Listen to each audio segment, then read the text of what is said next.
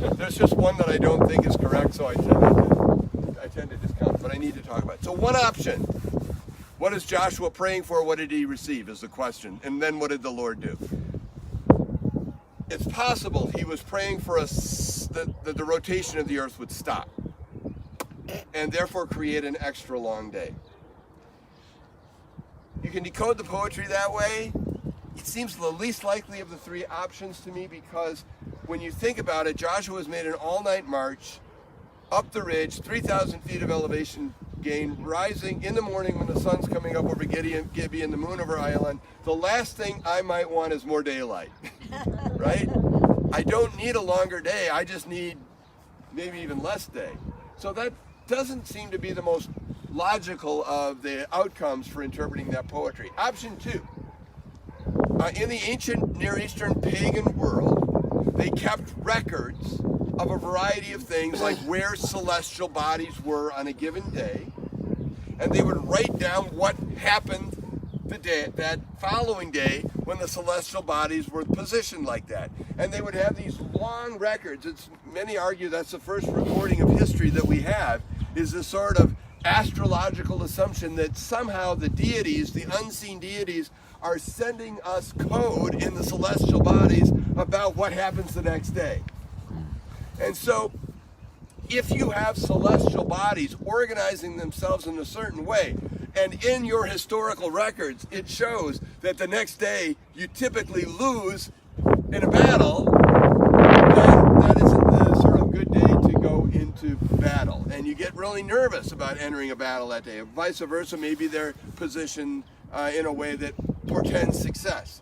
So a second interpretation of sun stand still, moon over the island, is that this somehow is referencing celestial body placement that for these Amorite city-states would suggest this isn't going to be a good day and creates uncertainty about them, about what's up. Option three, the one I favor most, is that Joshua is praying for a diminished intensity of the sunshine via cloud cover, like this. To appreciate that, you have to realize that there's a season when the kings go to war. It's not the season when you're planting your crops, because soldiers are your farmers. It's the season after harvest where you get to go out, and that's the dry summer months when we have the hottest temperatures. Exhaustion, dehydration are in play, and if Joshua was looking for some sort of diminishment of the intensity of the sun by a cloud cover, that would result in a better fighting environment for his exhausted men. And there's a secondary piece of evidence in the storyline that supports that. Did you hear it? The hailstorm, the miraculous hailstorm. And again, if you realize during the time that the kings go to war, the 5 months the kings go to war, there is no rain. And so to have clouds or to have a hailstorm, or none of that would be typical in that season. And so we've got three options for decoding that metaphor. I don't know that we can land on one and say that's absolutely it. But the earth may have stopped rotating. The celestial bodies may have been positioned to give a bad omen feeling to the Amorites, or there may have been cloud cover. In any way, you see how this is the complete foil, if you will, to the previous story.